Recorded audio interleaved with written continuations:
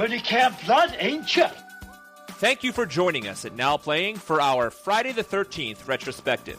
With all the excitement of the Michael Bay remake of Friday the 13th coming out on Friday, February 13th, we here at Now Playing will be looking back at all of the installments in the Friday the 13th movie franchise, from Crystal Lake to New York to deep space. It'll never come back again. It's got a death curse.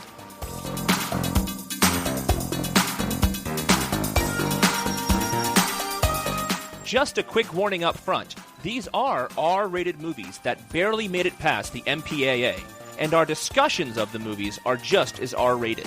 And also, these reviews will contain major spoilers. Listener discretion is advised.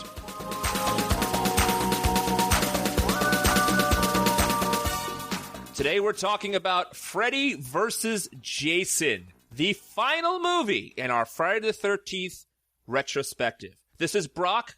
Stuart from L.A. And Arnie, the man of your dreams. You've been waiting 11 movies to say that, haven't you? Well, this movie was something a little bit different and something people have been waiting for quite some time, when our friend Jason Voorhees goes up against the master Freddy Krueger. And this is a really fun movie for me because I am the noob in this series. I am the guy who's never seen the Friday the 13th movies before. And just like the Friday the 13th movies, I've only seen the first Nightmare on Elm Street movie. So for me to experience full-on Freddy was a real joy. It's the first time I've ever done that. He was a really fun character. You know, if you have never seen the Nightmare on Elm Street series, and I'm sure when we do our retrospective next year for Nightmare, we'll go through this, but I think the best thing to do would be watch part 1, watch part 3, and then watch this Freddy vs. Jason and skip all the dreck in between. Really? Well, not really, but mostly.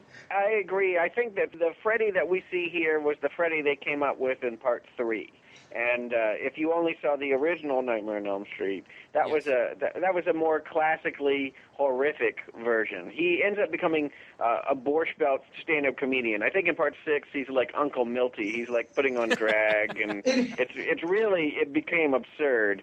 Without going into too much of it, Brock, to sum it up, in part 6, he does Wile E. Coyote pushing a bed of spikes out for someone to fall under. He does the witch from the Wizard of Oz saying, "I'll get you, my pretty, and your little soul, too." And then he kills someone with a Nintendo Power Glove. Okay. It's over the top. Yeah, he went into a realm he shouldn't have, and this was a bringing back of an evil, nasty, scary Freddy, and this was much needed for the Nightmare on Elm Street series, as it was for the Friday the 13th series, which had jettisoned itself to deep space when last we saw it. Well, what's interesting about this Freddy Krueger character and the scenes with Freddy Krueger in them is that I could really see that series as a horror series, because in the beginning of this movie, thankfully, there's a voiceover. Freddy gives us a recap of who he is and why he has no power, and they had shown clips, some of them with some really cheesy-looking special effects, I have to say. But it really helped me catch up on who this guy is, what has gone on before, and why he's in the predicament he's in now. I was really thankful they did that. And on top of that, they also do the same thing for Jason, but they work it into the plot. So anyone who doesn't know Jason gets the benefit also. So I thought this movie really started off strongly in catching up people like myself who may just be having a casual acquaintance with these kind of characters. My thinking is, and I'm sure this is something that will be brought up throughout this conversation repeatedly, did they really combine the chocolate and the peanut butter well enough to make a perfect Reese's peanut butter cup of a movie, or is this one movie with the other cameoing? I think the opening kind of sets it up that this is a Nightmare on Elm Street movie. Nightmare on Elm Street Part 7, if you will, taking Wes Craven's New Nightmare out of it. And Jason is a new character in that series because we're setting up Freddy right from the get-go. But Jason is a character, like you say, we find out about him throughout the entire movie. So it's more like we have to know who Freddy is. And because of that, they're going to, for all the Friday the 13th fans who might not have seen him, we're going to remind you about all of Freddy. Jason is not as vital to know in this series. You just need to know about Jason what everyone knows about Jason. He kills people dead. let's be clear. This is a Nightmare on Elm Street movie with Jason in it. It is a New Line picture, and New Line is known around town as the house that Freddy built. Its whole reputation is built on the Nightmare on Elm Street movies, and that's the formula that we really follow here. That said, do I think that they honor Friday the 13th, and do I think they get Jason right? I really do. I feel like they do bring it in, and right from the get-go, right from when we see the New Line logo and we hear the piano tune from Nightmare on Elm Street, followed up by the very so nice. Awesome. It is awesome. combining two things that should not mix. Literally fire and water swirling around, and somehow it coheres. Well said, Stuart. Well said. I must say, though, while Stuart and I are in agreement, this is a Nightmare on Elm Street movie with Jason as the guest star. Jason gets the body count. By my recollection, Freddy kills one person this whole movie. Jason kills a ton. It's surprising how little Freddy gets away with actually doing himself. But that is sort of the premise of it. And can you walk me through this? Because it's pretty thin, and maybe I missed something. But we're expected to buy the premise here is that Freddy has been forgotten and thus cannot return to children's dreams because they don't know who he is. So he is going to drum up a PR campaign using Jason. How does that work? This is something that actually goes back to Nightmare on Elm Street Part 1. And that is that Freddy's power comes from people being afraid of him. And at the end of Nightmare on Elm Street Part 1, they defeat Freddy by just saying, "You're shit," and Heather Langenkamp turns her back on Freddy, and once she's no longer afraid of him, he's gone. And so the way set up in the very first movie, the way Freddy exists is through the fear. And as long as people fear him, he grows stronger, and the less people fear him, he grows weaker. So in this movie, apparently after Part 6, when Freddy's daughter sent him to hell, they have created their own little hush campaign in Springwood, Ohio, home of Freddy Krueger, that's Springwood, Ohio, so that nobody remembers Freddy, and anyone who remembers him gets shuttled off to a mental hospital and given Hypnosil, which is a drug from Nightmare on Elm Street Part 3 that prevents you from dreaming. So that way, Freddy can't appear in your dreams and make you scared, and it just makes you think you're crazy instead. All very nice. I like the conspiracy there.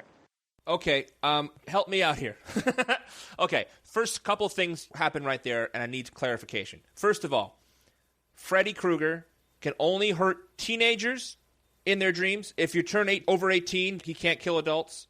Well, his rules are very vague. He, at one point, materializes in the real world as a skeleton, and at another point materializes in the real world by possessing a 17-year-old boy, but primarily he seems to traumatize the upperclassmen of the high school set. Okay, and the second thing is the Hypnosil is a callback. I thought the name of the pill, Hypnosil, was stupid as hell, and I also thought Wake Aid in the medicine cabinet later in the movie was like, seriously, generic Wake Aid? You couldn't get the name brand stuff? That's, again, something they've done in almost every Nightmare on Elm Street movie, though. It's had, like, No-Dose or Wake Aid or something like that. So let's get into the movie, shall we? We start off with Jason. Jason sees his mom. Not played by Betsy Palmer this time. They couldn't meet her asking price. But his mom has aged since she's died? They couldn't get the woman who's the age of the woman in 1980? I don't know. I think this woman actually bore more than a passing resemblance to Betsy Palmer, and the fact that she was older notwithstanding, if they'd gotten Betsy Palmer, she'd still be 20 years older. Fine. Why don't you get a person who's 20 years younger? Because to me, I couldn't get past the point that Jason seeing your mom age when she's dead. But I thought it was actually Betsy Palmer. I didn't even look it up. And it wasn't, huh? It looked just like her. No.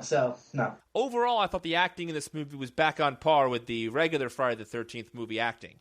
I never thought we left par. Everyone on screen, practically. It is a drawback of the film. That while they get Freddy right and they get Jason right, they don't get the kids right. But that's my beef with it. I actually disagree with you. I think these are some of the best and most realistic kids in the series. They're more modern. I still don't like them. Well, you don't hang out at high schools either, thank God, because that would just be weird. But I think that they were well written. I think that they were fairly well acted, and I went with it. I liked these characters.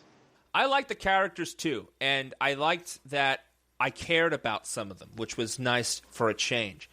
I also thought from right off the bat that this movie's premise really worked for me. And I thought it was really clever how they integrated the two characters together of Freddy and Jason, and how Freddy needed Jason. I thought it was a brilliant way to bring them in and, for lack of a better word, make it believable. I agree 100%.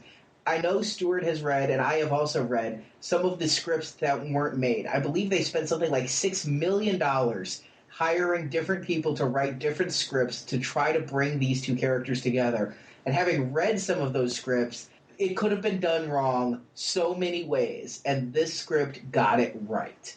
And that has to happen. You have to go with the premise of why one is in the other's world. Because if you don't buy that, the whole movie's going to sink. And they did it really well. It was what they had to do, and they did.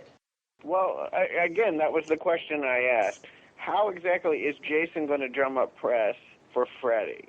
It was shown in the movie that when all of Jason's killings start happen, they don't think it's Jason. Jason hasn't been around for a while because he went to hell in Part 9. Freddy brings him back from hell in a very cool resurrection scene at the beginning. It was one of Jason's best resurrections ever. And when he starts doing the killings, they don't think it's Jason. They think it's Freddy. People start becoming afraid of Freddy. And Freddy's like a jalopy that's out of gas. When people become afraid, Freddy gets stronger. Okay.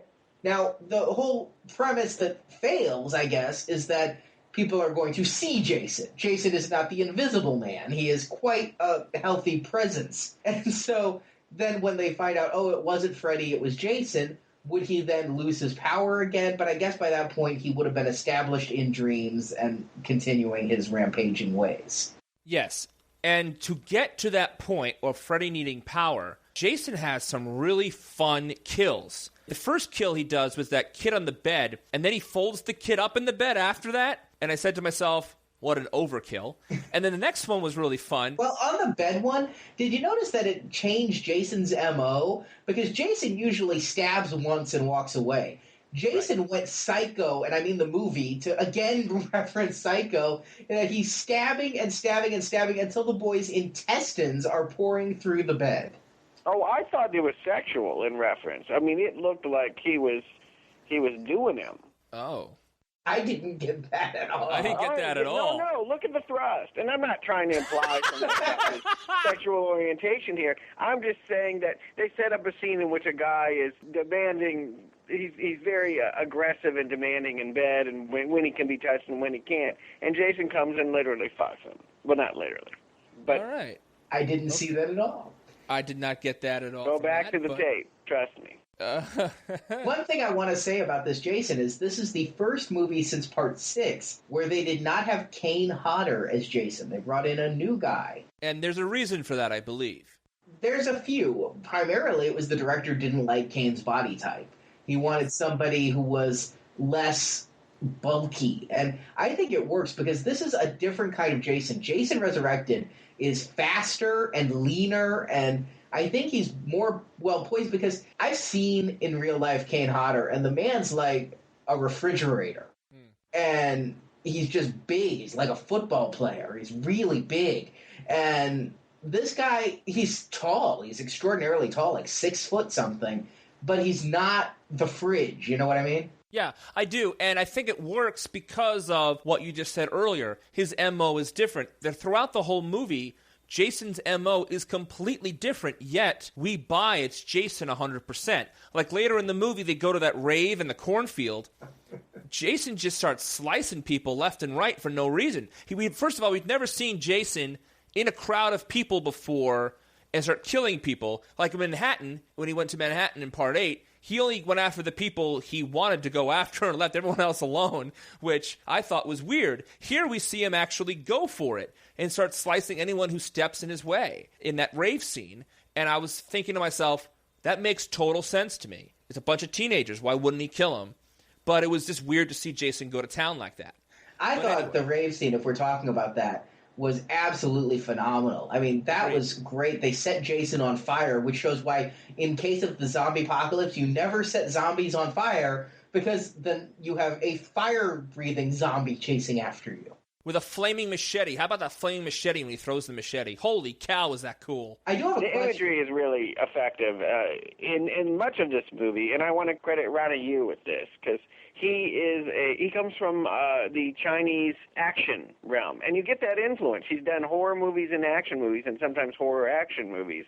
And he's perfect for this because there's a lot of wire fu involved in this movie, and there is a lot of things that straddle humor and horror, and he just gets it right. That's true. I never thought anyone could make a good Child's Play movie, and his Bride of Chucky, out of the 5 Chucky movies, is the only good one. Oh, I've never seen those. Oh, we'll have to do a series. So Jason's second kill was Blake, the friend Blake who escaped the first night. And on the porch, his dad has his head just fall off. It was really funny. But the funniest part of all was when he sees Jason there and his dad's head is in his hands. When Jason comes up with the machete, he tries to block Jason's machete with his dad's head. It was brilliant. I love that because when the head falls off, it's like a geyser of blood. Yeah, it was fantastic. I love that death. That was when I first saw this movie. Opening night in theaters, I first saw this movie. That kill made me realize, this is the shit. This movie rocks. And talk about the humor here. We were talking last time about the humor in the movie for Jason X. Well, I think this movie certainly has the humor element, but it also has the spooky element and the horror element, and you really get an idea of the menace of this guy. It works on so many levels. It's like they're having fun with this thing, but still taking it seriously, you know? I dare say, though, all of the horror in this movie, and there are some horrific scenes, all of it comes from Freddy. Jason is action here. He's again the Terminator, like we said in Part 10. And this movie ends up as an action movie at the end, or possibly even a WWE pay-per-view bout. But when there's horror, it's Freddy. And that goes back to what I said, we're not going into Freddy too deep, but Freddy kills a little girl in this movie. In 7 Nightmare on Elm Street, we never saw him kill a little girl. And Freddy about molests the main actress and tortures her. When there's something scary, Freddy's there. And I'm going to make a case here. I think that we are being asked to root for Jason in this movie. I think Freddy is the menace. They even designed the makeup that he looks more like a devil. His ears are pointed, his eyes are more red, and there's just a flare to his teeth are sharp, they're fangs. We're meant to think of him, while still humorous, I think we're supposed to think of him as the antagonist, as the puppet master, as the real menace. Jason is innocent. At the end, he shrivels up for a while in his childlike form, and we see that he's being manipulated to do things, that he's just impelled to do his killing because it's what he thinks his mom wants for him. And he's an innocent victim of others. And so in some ways, I feel like it's definitely stacked so that we are rooting for Jason, and I think part of the reason is because I didn't really like the main actors. I couldn't root for them. I don't care whether they live or die. Well, is it possible, and this is something I wanted to ask you guys, I agree, Jason's the hero because they make him up as this victim, but we've seen him kill hundreds of people over the past few weeks, and he kills 18 at least in this movie alone. Can he be sympathetic? Real-life morality does not apply in horror movies. We like killers and maniacs and monsters in horror movies. And yes, I think he is sympathetic, particularly that they spend so much time with Freddy at one point has gotten into Jason's mind and really turned him into a sobbing child and really is psychologically torturing him and sticking his blades into his head and all of that. It really felt like we are to feel sorry for Jason here. And indeed, he's much more sympathetic because he's kind of a simpleton. We think of Jason here as really someone that is being taken advantage of. But if you're rooting for a mass murderer or serial killer, I guess is the better term, isn't Freddy still the more charismatic one versus the deformed mute? Well, wait a second now. We have many movies where we root for the bad guys as far back as I can remember. I mean, go back in the 60s, late 60s, you have Bonnie and Clyde, and you have Bush and Sundance. You have Pulp Fiction in the 90s. You're rooting for these bad guys. So in this case, as Stuart said, you really aren't supposed to put that sort of thing in horror movies. But I see your point. But I wasn't really rooting for Jason. I was just waiting for them to face off. So I don't know if I was rooting for him. I certainly wasn't rooting for the girl, but I didn't want her to die either. Like, I liked the character. I liked the idea of what they were doing, but the execution there was weird.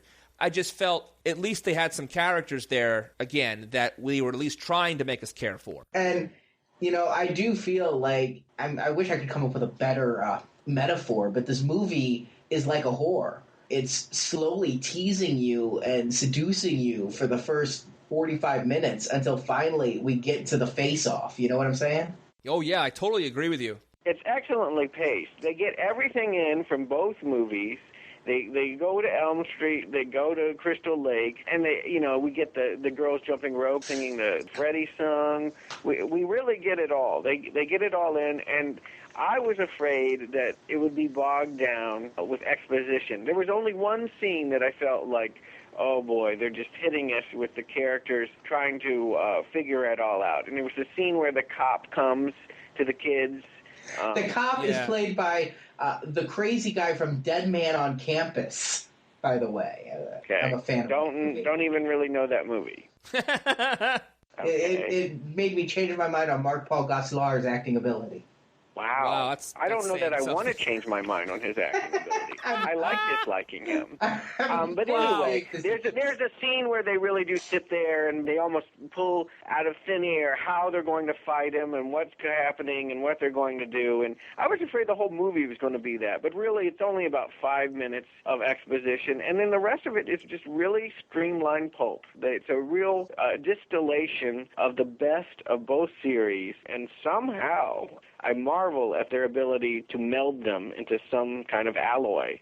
I agree. It's like almost a greatest hits of both, though. I mean, you get Freddy's greatest hits coming back with piano music, the kids, and some of his kills and Hypnosil and all that being very reminiscent of old Freddy. And then you get Jason doing what Jason does best. Stuart, I wanted to comment before on what you said about the exposition.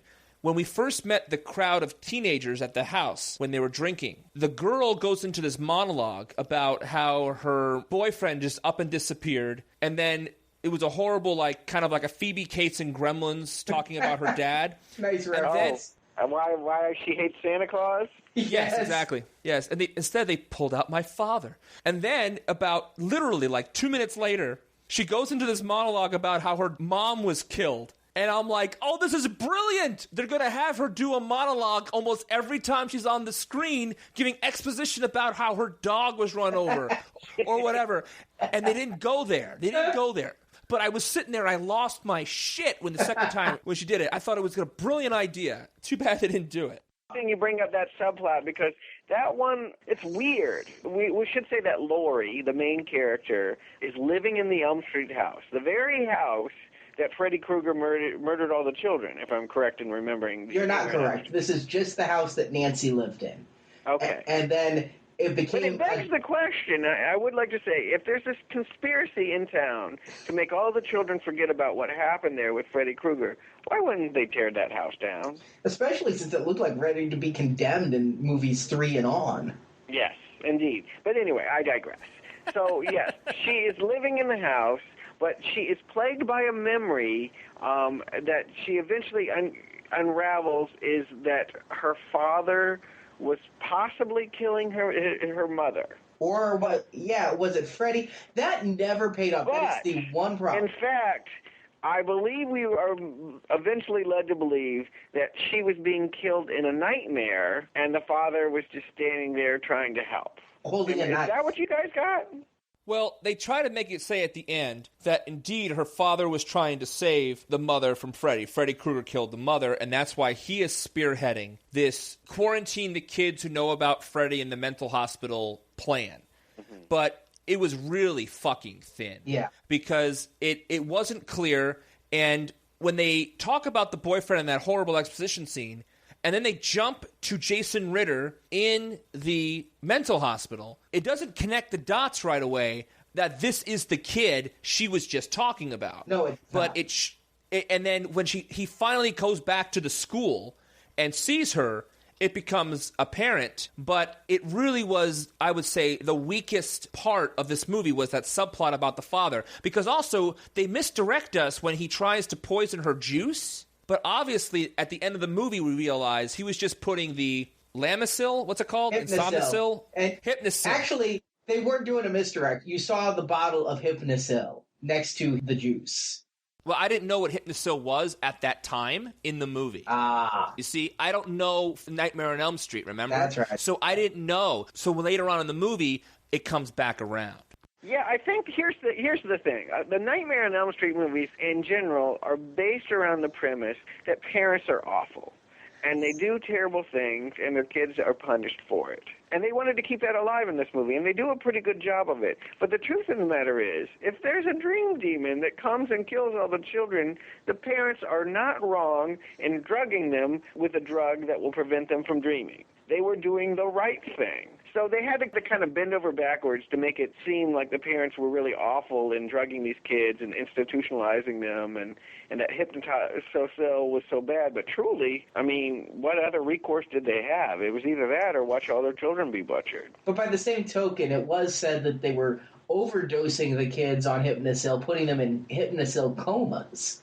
So that's a little bit... Yeah, a few of them were. But like I said, that just felt like an attempt to make people look bad when, in fact, they were making the right choice. I was fine with the whole parents and police conspiring for the Hypnosil plot, but the single plot of the mother being killed by Freddy, that just never... It never made sense, and it wasn't needed. I guess that's my biggest problem with it. We don't need Laurie's mom to have been killed by Freddy. We don't need Laurie's mom to be dead. Laurie could just be the daughter of a single parent for whatever reason. Her mom died in a car crash. I don't give a fuck. But we don't need her mom to have been killed by Freddy in order for this movie to do what this movie does. Nope. I agree.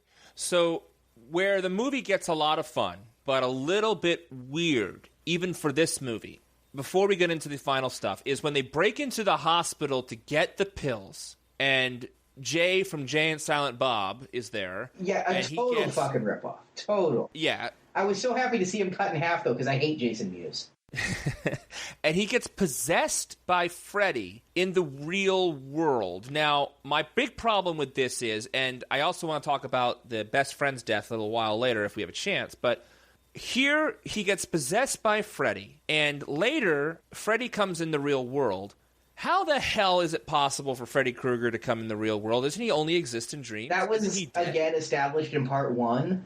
At the end of part one, Nancy grabs onto him and wakes up, bringing him into the real world. So this is original Elm Street lore.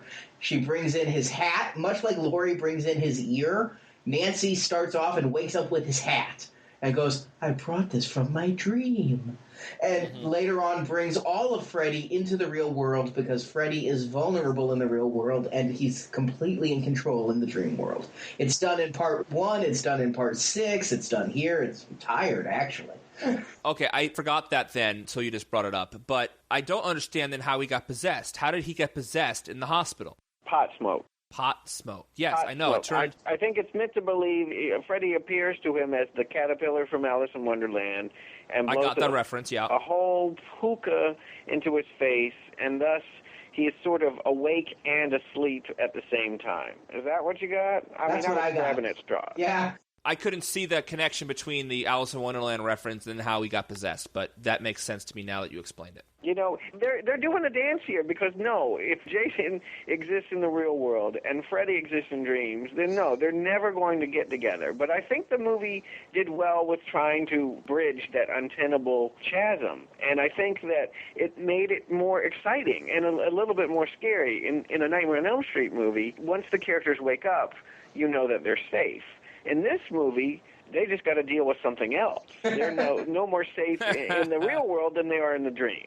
That was what true. was kind of fun about this one. And that's exactly what I think the best kill in the movie was for me, even though all other ones we talked about were fun, is that girl, I guess it was in the silo, and Freddy is taking her to town in the dream world. And just as he's about to kill her, Jason kills her in the real world, and Freddy's pissed. Now, you knew that was going to happen. You obviously knew that was going to happen.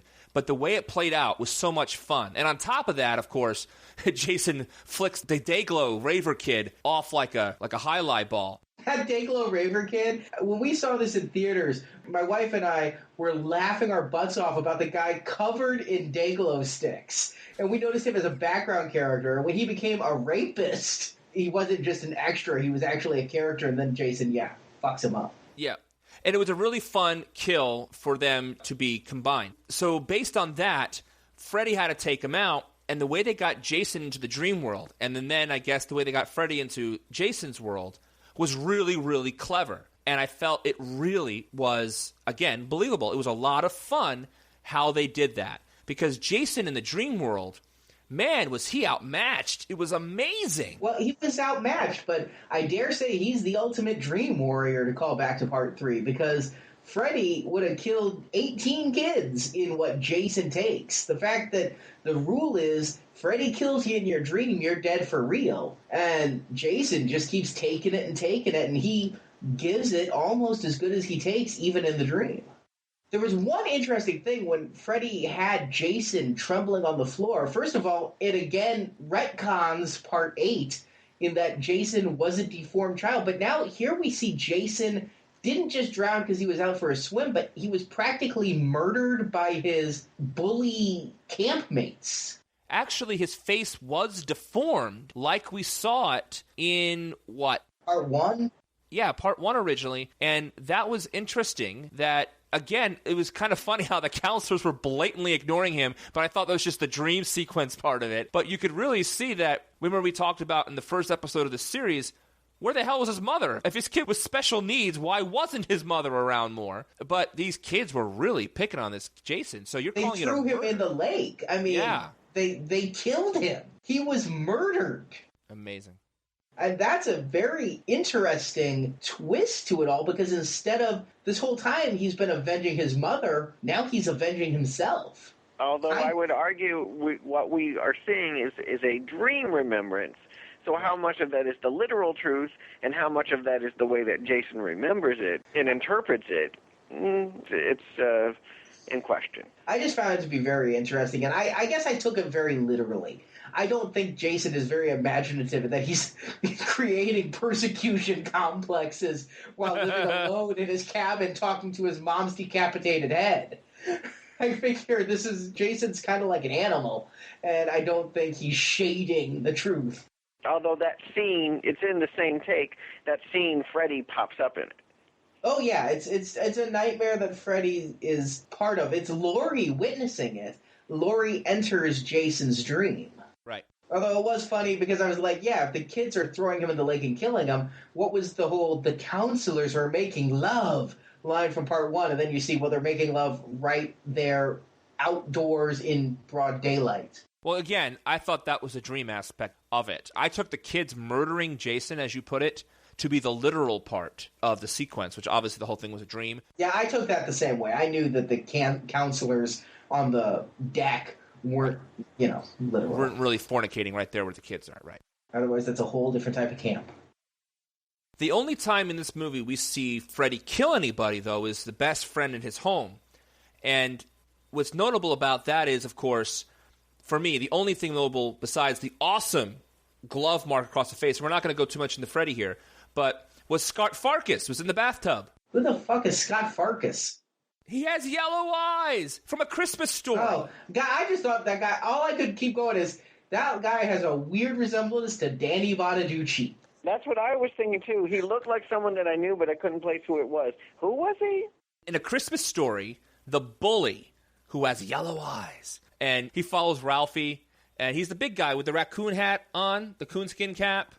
Okay. In The Christmas Story. Yeah. Yeah, that's the same actor. And the whole time I'm like, hey, look, it's Scott Farkas. But it was a really kind of fun scene to see a Nightmare on Elm Street kind of kill, and then you see all these great Jason kills. And so when you get a chance to see that, as Arnie mentioned, it's only the one-time kill, I really got a feeling that wow, those nightmare movies must be really fun to watch because they must be really creepy and really spooky and actually scary. Because one of the things I was surprised about when watching this entire Friday the 13th series is it really isn't that scary all that much. It's fun to watch and interesting, and it's kind of creepy here and there, but from one scene in this movie, I got the impression that the entire Nightmare on Elm Street series was just really like a mind-bending, creepy, anything can happen kind of, really can fuck your shit up kind of thing. Is that true? This is why I'm looking forward to the Nightmare on Elm Street remake, because Freddy's dream come true was CGI. When all of the Nightmare on Elm Street movies were made, 1 through 7, CGI was not available, and it was all practicals. And remember how you said the effects look like shit in the flashbacks? Yeah, they look like shit. Oh, okay. And so it's a great concept, but the fact is, in this movie is the first time the Freddy concept is truly realized as what it could be. The closest it comes again is in part 3, although there's some good kills in 4 and 5 and 2. No, I take back 2, no. But in 4 and 5, there are some decent attempts to do what was done here. The remake and giving Freddy a true dreamscape in which he can work, that is going to be something. So why don't we talk about, I guess, the two showdowns between Freddy and Jason. But my big question here is, you said earlier, because I had no idea, that Elm Street is in Ohio? Springwood, Ohio. Then how the hell did they get to New Jersey? A 5-hour drive through Pennsylvania. It's a longer drive than 5 hours, I think, isn't it? And it's through the mountains. Because Jason walked to Elm Street, right? Or did Freddy just plop him there? I think Jason walked, but we don't know how long it took. It may have taken him a month. So your guys are okay that these kids can drive to Crystal Lake within a reasonable time frame? No, not really. It's a glaring plot hole. Oh, okay. I have to accept that because I have to accept that they have to end up at Crystal Lake and at Springwood. I mean, they have to do both. It took a long... And they had no license plates on that van, because I was wondering like crazy where the heck Elm Street was, because they didn't tell you where it was in the movie. There's no real reason why they have to go there. They just have to go there because the convention tells them they have to do it. It has and I want to them to. Both. And Yeah, don't you want? exactly. And don't you want them there? Yeah, I want them there too. And that's You and got that's, to get them there. And it was great they did. I thought it was really fun. I just thought it was just like, gosh, couldn't they travel overnight at least? Was there any reason given in the movie, because if so I missed it, why the kids decide that, well, we've got these two serial killers, we need to sick them against each other so they're not just both killing us? But why did they go to Crystal Lake? I never got that. Why didn't they just go to a room? They do actually say that. Laurie says that if Jason wins the big battle, that he will be in his element and he will stay there because they describe him as a character that haunts Crystal Lake. Clearly, they didn't see Friday the 13th 8 or 10. I gotta say, though, that does make more sense to make Jason more of a campfire story, someone who haunts the lake, than someone who just is a mad dog killer who will kill everyone in space in Manhattan. Okay, noted. So they go to the lake and they have this great battle with Freddy in the real world. Now, you guys said Freddy can be hurt in the real world, but he took a beating and kept on ticking for a long time. Well, that is one of the downsides of the Nightmare on Elm Street series in general, is that happens every time, is he's still semi-superhuman. And what it, I think, is supposed to do is mindfuck you and go, well, is he really in the real world, or are we still in the dream? Which is what I think the last scene of the movie kind of says. Right. No one would want to see a movie in which Jason beats up on an old, burned-up man. They got to give him his power. They both got to have what they got in order to bring it and see who's better. But my question would be, when the whole final battle is over, is there a declared victor? No. Yes. Really? I would argue that there really isn't. I agree. I would say that there is, because when I went into the movie, I was reading Fangoria, and the director said, when you walk out of this movie, there is a clear winner. And so I went in saying, all right, let's see how clear it is. And I thought it was pretty damn clear. Jason wins. I did not get that at all. I love that Jason killed Freddy for the final blow with Freddy's own glove. And I love that Freddy hacked the shit out of Jason with the machete. I thought that was really cool. And sent him down to the lake. They took the whole canard from part 6, and he's back in the lake again. Yep, and it's really cool. And I love that Freddy cut off Jason's fingers. Great move. But I have to say, I thought it was a stinking draw. Because at the end there, Freddy hacks Jason with a machete, he falls in the lake, then he comes out of the lake, like he often does, and stabs Freddy with the glove, and then Freddy falls. Oh, wait, he cuts his head off. No, who cuts his head off? Laurie cuts Freddy's head off. Right, okay, so... Right. And then Jason, just fatigued, sinks. I see. So Jason gives the final blow to Freddy, which allows Laurie to cut his head off. Yes. And that's what makes you think that Jason wins, because he gets the last blow. No, what makes me think Jason wins is the very last scene where Jason's walking out of the lake. Jason's fine, and he's carrying Freddy's decapitated head. Aha. One of these two is able to kill Arnie, again.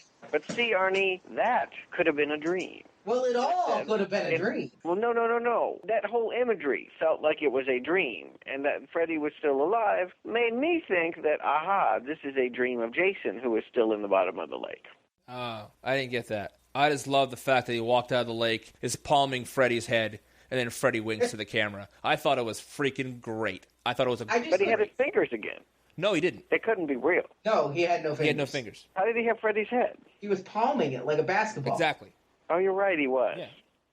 Now, that wink, though, it bothers me. I can't decide if the wink is, I'm not dead, where there's going to be a sequel, or if it's, that's all, folks. I loved it. I thought it was funny. It was great.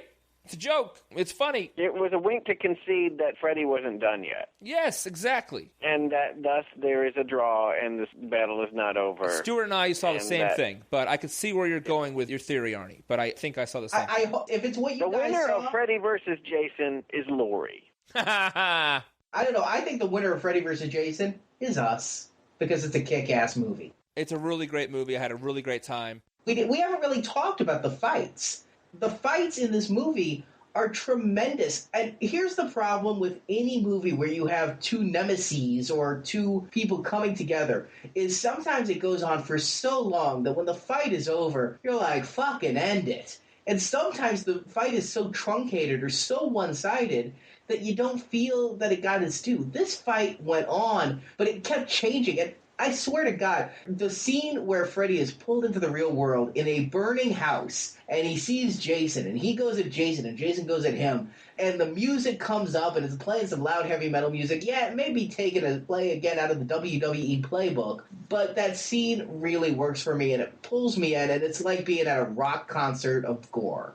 Yep. And from that point on, I'm just with it. And the fact that they're in a construction zone, what's being built, I don't give a fuck, let's see them fight.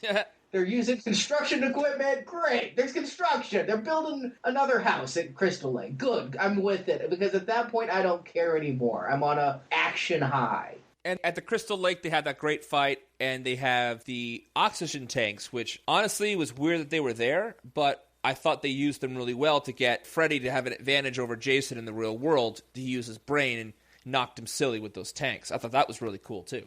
Yeah, it was way over the top, but Yes. who didn't enjoy it? I mean, Exactly. It was funny. Yeah, it was everything you wanted. It was Freddy being Freddy and Jason being Jason, and it really played to both of their strengths. And I'm glad they toned down the Freddy one-liners. He had some, like, man the torpedoes, but it wasn't yuckster, I'm doing stand-up Freddy. No, I agree. They brought it back to scarier Freddy, and when they tried to make him funny, I actually thought those were usually pretty bad. I mean, how sweet, dark meat. Ugh.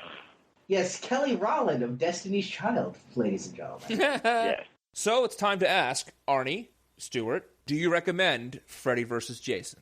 I do. I actually was surprised. I saw it when it came out in theaters, and I'm like, oh boy, this is ridiculous. And I wouldn't really allow myself to enjoy it. But having this come off the whole series and seeing how well they distilled Friday the 13th to its bare-bones essence and fused it with what I remember about Nightmare on Elm Street, I really feel like they did a great job of making a really trashy, fun time. You know, sometimes when these pairing ups happen, I don't like it because I feel like it's a disgrace to the source material. Aliens versus Predator. Yes.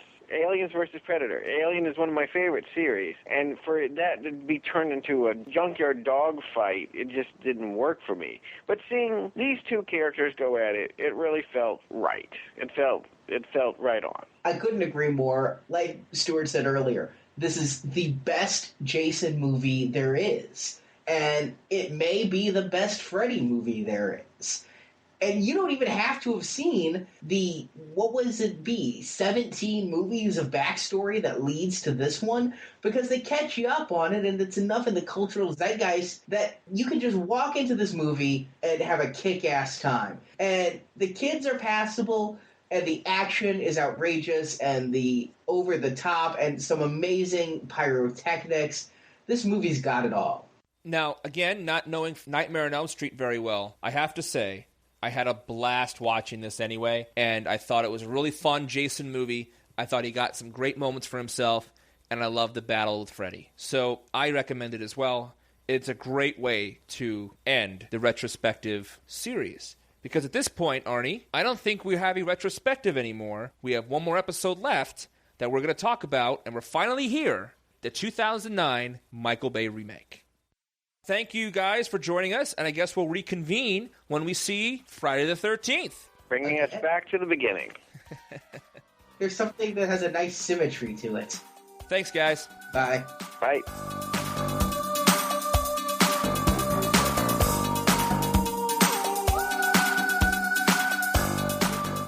Thank you for listening to our Friday the 13th retrospective. We will be reviewing 2 Friday the 13th episodes each week, up to the release of the new movie in February. Come back to NowPlayingPodcast.com to get the latest episodes. If you did.